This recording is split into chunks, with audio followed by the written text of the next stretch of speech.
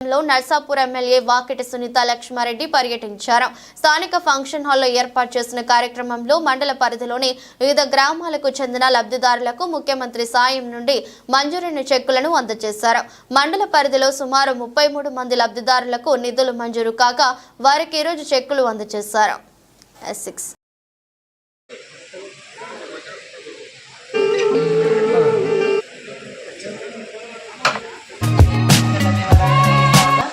ఈరోజు CM relief ఫండ్కి సంబంధించినటువంటి చెక్కుల పంపిణీ కార్యక్రమానికి మనం ఇక్కడికి రావడం జరిగింది.